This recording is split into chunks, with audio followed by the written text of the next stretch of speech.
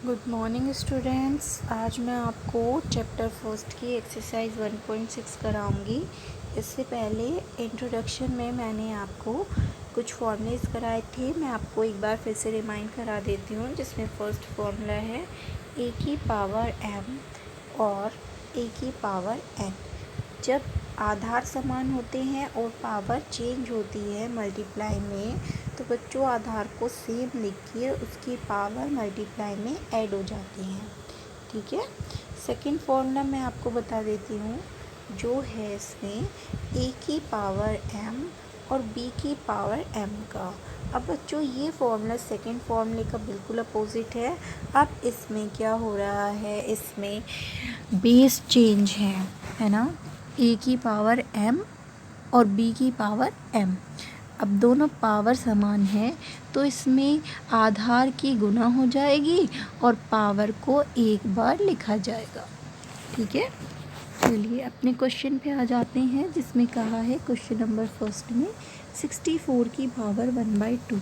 तो आपको 64 के फैक्टर करने हैं बच्चों। 64 के फैक्टर करने पर आपका 6 बार आ रहा है ना। 1 2 3 4 5 एंड 6, 6 बार आ रहा है आपका। तो आप क्या करेंगे, 2 की पावर 6 लिखेंगे, क्योंकि 2 आपका 6 बार आ रहा है तो 2 की पावर आप 6 लिखेंगे। तो बच्चों 64 को आप क्या लिखेंगे, 2 की पावर 6 और उसकी पावर 1/2 है, तो यहाँ पर आप 1/2 लिखेंगे, यानी कि 2 की पावर 6। बच्चों जो पावर होती हैं वो मल्टीप्लाई में जाती हैं, तो 6 मल्टीप्लाई 1/2। 2 से आप 6 को कैंसिल कर देंगे तो 2 3 जा 6 हो जाएगा, यानी कि 2 की पावर आपके पास 3 आ जाएगी। और 2 की पावर 3 का मतलब होता है 2 को 3 बार खोलना। तो बच्चों 2 को हमने 3 बार खोल दिया है, तो अब इसकी मल्टीप्लाई कर देते हैं। 2 दूनी 4 और 4 दूनी 8, तो 8 आपका आंसर आ जाएगा। बच्चों आपको मैं बता देती हूँ, ऐसा नहीं करना है। 2 की पावर 3 लिखा है तो 3 की मल्टीप्लाई आपने 2 में कर दी, तो ये गलत है। 2 की पावर 3 का मतलब होता है 2 को 3 टाइम लिखना और फिर मल्टीप्लाई करना। 2 2 जा 4 और 4 2 जा 8, तो 8 आपका आंसर आएगा। नेक्स्ट आ जाते हैं, जो कि इसका नेक्स्ट पार्ट है। बच्चों 125 की पावर 1/3 आपको गिवन है, तो 125 के फैक्टर करेंगे आप। 125 के फैक्टर करने पे आपके पास आ रहा है 3 टाइम 5, है ना। 5 आपका स्टूडेंट्स 3 बार आ रहा है, तो 5 को आप लिखेंगे 5 की पावर 3। ठीक है। 125 की प्लेस पे 5 की पावर 3 लिखेंगे और उसकी पावर 1/3 है, तो बच्चों पावर्स की मल्टीप्लाई हो जाती है 1/3। 3 से 3 कैंसिल, तो 5 की पावर 1 लिखा है। 5 की पावर 1 का मतलब है 5 को एक बार लिखना, तो 5, तो इसलिए बच्चों 5 आपका आंसर आ जाएगा। ठीक है। चलिए क्वेश्चन नंबर सेकंड कराती हूँ मैं आपको, जिसमें कहा है ज्ञात कीजिए 9 की पावर 3/2 कितना होगा। तो बच्चों सबसे पहले आपको 9 के फैक्टर करने हैं, तो 9 के फैक्टर करके आपका आ रहा है 3 और 3, यानी कि 3 × 3। 3 को आप 2 बार लिखेंगे, क्योंकि 3 2 बार लिखा है, 3 की पावर 2 लिखा जाएगा। तो स्टूडेंट्स आपने 9 को 3 की पावर 2 लिखा है और उसकी पावर 3/2 है। पावर्स की मल्टीप्लाई हो जाती है, मैंने बताया था आपको, तो 3 की पावर 2 मल्टीप्लाई 3/2 हो जाएगा। जो 2 से 2 कैंसिल हो जाएगा, तो 3 की पावर कितना बचा, 3 बचा। 3 की पावर 3 का मतलब है 3 को आप कितनी बार लिखेंगे, 3 टाइम लिखेंगे, तो 3 3 जा 9, 3 जा 27 लिखा जाएगा, है ना। मल्टीप्लाई करके कितना आ रहा है, 27। It means 27 will be your answer. Okay. चलिए मैं इसका नेक्स्ट पार्ट आपको कराती हूँ। तो इसका नेक्स्ट पार्ट है पार्ट सेकेंड। इसमें कहा है 125 की पावर -1/3। तो बच्चों सबसे पहले आपको 125 के फैक्टर करने होंगे। 125 के फैक्टर आ रहे हैं आपके 555, यानी कि 3 बार 5 आ रहा है आपके पास। ठीक है, तो आप इसको 5 की पावर 3 लिखेंगे। ठीक है, उसकी पावर -1/3 है, तो वो आपको एज इट इज़ लिखनी है, अभी उसमें चेंज नहीं करना है क्योंकि हमने अभी सिर्फ 125 में चेंज किया है। अब आपको क्या करना है, 5 की पावर 3 मल्टीप्लाई -1/3, इनकी मल्टीप्लाई करनी है। तो स्टूडेंट्स 3 से 3 कैंसिल हो जाएगा, 1 आ जाएगा, तो 5 की पावर -1 आ गई। अब बच्चों जो पावर माइनस में होती है, जब आप उसको नीचे लेके जाते हैं तो वो प्लस में आती है। वो मैं आपको बता देती हूँ कैसे। 5 के बेस में कोई टर्म नहीं है, आप उसे 1 मानेंगे।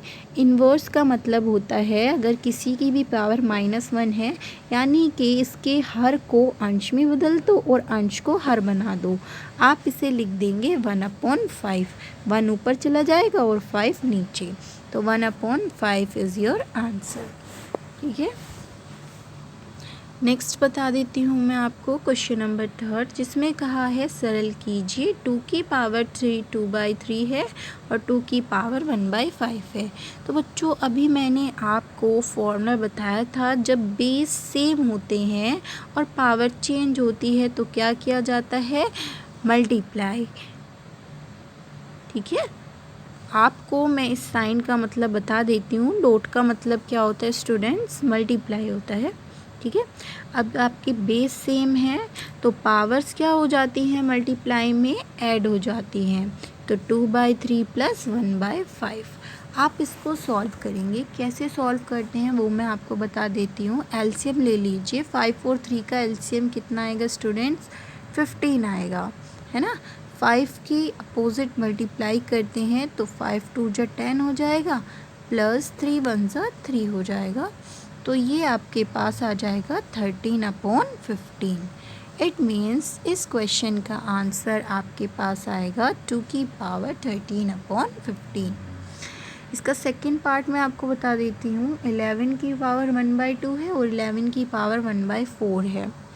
स्टूडेंट्स मैंने आपको बताया था जब कोई पावर माइनस की नीचे जाती है तो वो प्लस हो जाती है। 11 के अपॉन में कुछ नहीं है, आप क्या मानेंगे, यहाँ पर 1 मानेंगे, है ना। तो अब आप इसको उल्टा कर देंगे, 1/11। ठीक है, और ये माइनस की पावर जो है वो प्लस की हो गई। ठीक है, उसी टाइप से इस क्वेश्चन में करना है। इसमें 11 की पावर 1/4 नीचे गिवन है और 11 की पावर 1/2 ऊपर है, तो 11 की पावर 1/2, 11 की पावर 1/4। बच्चों ये टर्म ऊपर लेकर जाएंगे आप 11 के पास, बिकॉज़ 11 क्या है, सेम है। ये आपका फॉर्मूला 3 है, तो आप इसको ऊपर लेके जाएंगे तो 11 की पावर 1/2 माइनस 1/4 हो जाएगी। ठीक है, और इसका आपको एलसीएम निकालना है, तो 4 और 2 की मल्टीप्लाई कर देंगे आप, कितना आएगा, 8 आएगा।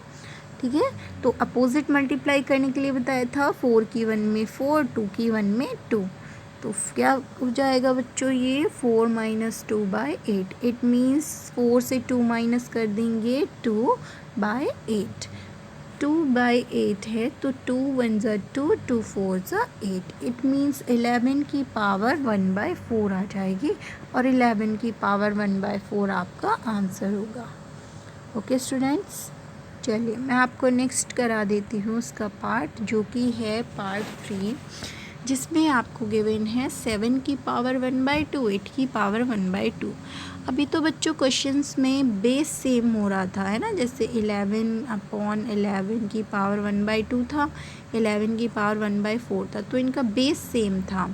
अब क्या है स्टूडेंट्स, बेस चेंज हो गया है और पावर सेम है ना, 1/2 1/2 पावर सेम है।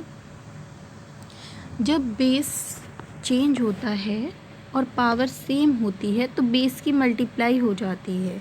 ठीक है, तो 7 मल्टीप्लाई 8, और पावर को सेम एक बार लिखा जाता है, तो पावर 1/2 है तो 1/2 ही लिखी जाएगी।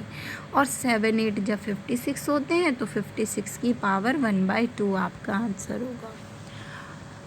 आई होप स्टूडेंट्स आपको अच्छे से समझ में आ गया होगा। Thank you.